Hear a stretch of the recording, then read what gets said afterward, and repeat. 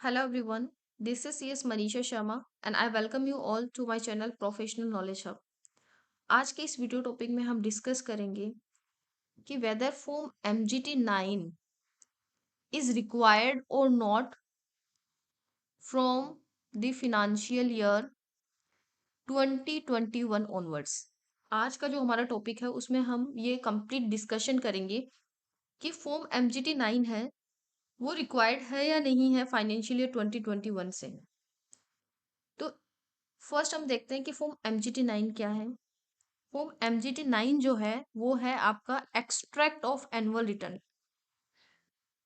Extract of annual return, ठीक है। Every company, कोई भी कंपनी हो, वो चाहे ओपीसी हो, प्राइवेट कंपनी हो, पब्लिक कंपनी हो, लिस्टेड हो, गवर्नमेंट कंपनी हो, कोई भी टाइप की कंपनी हो, उसको जो है ईयरली आपका एजीएम जो है कंडक्ट करना होता है, that is a meeting of share holder. AGM conduct करने के 30 डेज के अंदर अंदर कंपनी को जो है वो फॉर्म AOC 4 फाइल करना होता है। दैट इज कंपनी के जो फाइनेंशियल स्टेटमेंट्स है, ऑडिटेड फाइनेंशियल स्टेटमेंट्स, वो ई फॉर्म, ये फॉर्म जो है वो ई फॉर्म है, ई फॉर्म AOC 4 में फाइल करना होता है। And with in 60 days of AGM आपको जो है कंपनी को जो है MGT 7 फाइल करना होता है, दैट इज एनुअल रिटर्न। ये दो फॉर्म जो है कंपनी, एवरी कंपनी को जो है एजीएम कंडक्ट करने के 30 डेज में e form AOC 4 and annual return जो है वो MGT 7, ई फॉर्म MGT 7 जो है 60 डेज में एंड 30 डेज में ROC that is registrar of company को है वो फाइल करना होता है, ठीक है। अब MGT 9 जो है वो है आपका extract of annual return. MGT 7 का एक्सट्रैक्ट है MGT 9, extract of annual return, ठीक है। अब MGT 9 जो है एक्सट्रैक्ट ऑफ एनुअल रिटर्न, वो आपको फॉर्म AOC 4, ई फॉर्म AOC 4 में जो है वो आपकी बोर्ड रिपोर्ट फाइल होती है, बोर्ड रिपोर्ट का अटैचमेंट होता है, उसके साथ MGT 9 का अटैचमेंट होता था, that is extract of annual return prior to the amendment. अगर हम बात करें, एक अमेंडमेंट आया है 5 मार्च 2021 में, MC का एक अमेंडमेंट है 5 मार्च 2021। तो जो अभी हम डिस्कस कर रहे हैं वो डिस्कस कर रहे हैं 5 मार्च 2021 के प्रायर क्या होता था। तो AOC 4 जो ई फॉर्म AOC 4 जो कंपनी फाइल करती थी रजिस्ट्रार को in with in 30 days of AGM, तो उसमें जो है वो उनको बोर्ड रिपोर्ट के साथ MGT 9 भी अटैच करना होता था AOC 4 में। ये प्रायर टू दिस अमेंडमेंट ये रिक्वायरमेंट थी। MGT 9 हो गया आपका एक्सट्रैक्ट ऑफ एनुअल रिटर्न। अब अगर हम बात करें 5 मार्च 2021 में क्या किया, ये जो रिक्वायरमेंट है MGT 9 की उसको ओमिट कर दिया।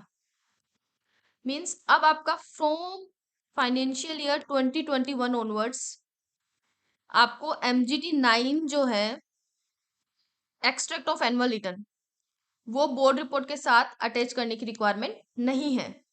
जो रूल 12 है उसमें से MGT 9 का जो कंसेप्ट है उसको डिलीट ही कर दिया, उसको ओमिट कर दिया है। तो अब there is no such concept in companies act regarding extract of annual return. अब आपको ओनली MGT 7 फाइल करना होगा। And for small this annual return जो है वो for small and OPC company, जो है OPC company and small company के लिए जो है वो MGT 7A है, नॉट MGT 7, MGT 7A। तो इन शॉर्ट अगर हम देखें तो रूल 12 जो है हमारा amendment in companies amendment in companies management and administration rule 2014 which effect from 5 March 2021।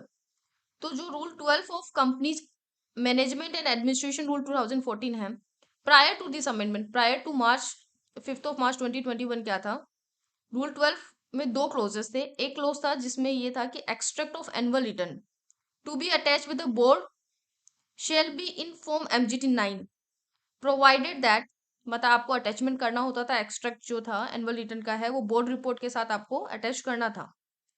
Provided that the company shall not require to attach the extract of annual return with the board report, अगर in case the weblink of such annual return has to be disclose in the board report in accordance with subsection 3 of 92 of the Companies Act 2013। ये requirement था कि company को MGT 9 जो है वो board report के साथ पार्ट होता था फॉर्म MGT 9 जो है वो बोर्ड रिपोर्ट का। बट इन केस अगर कंपनी का अगर वेबसाइट है तो वो कंपनी जो है वो फॉर्म MGT 9 को वहां पे पब्लिश कर सकती थी, एंड उसका जो लिंक है वो बोर्ड रिपोर्ट में देने से ये रिक्वायरमेंट जो वेव्ड ऑफ थी।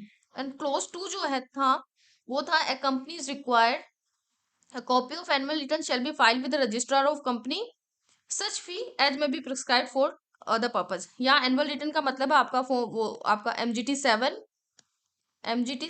And MGT 7A। ओके, तो आफ्टर दिस अमेंडमेंट क्या हुआ, ये जो क्लोज है क्लोज ए वो कंप्लीटली ओमिट हो गया है। अभी जो क्लोज 2 आपका जो है पोस्ट अमेंडमेंट है कि आपको only MGT 7 and MGT 7A जो है वो रजिस्ट्रार को फाइल करना है, ROC को फाइल करना है with in 60 days. Extract of annual return जो है उसका कंसेप्ट हट गया है, ओमिट हो गया है। तो this is simply about the rule 12। तो इसका कंक्लूजन ये है कि आपको MGT 9 जो है from the financial year 2020 onwards आपको बोर्ड रिपोर्ट का पार्ट नहीं बनेगा। आपको MGT 9 जो है वो फाइल नहीं करना। अगर हम MCA का नोटिफिकेशन देखें तो ये MCA का नोटिफिकेशन था 5 मार्च 2021 को, जिसमें रूल 12 में लिखा है filing of annual return with registrar, a copy of annual return shall be filed with registrar with such fee as may be specified for this purpose.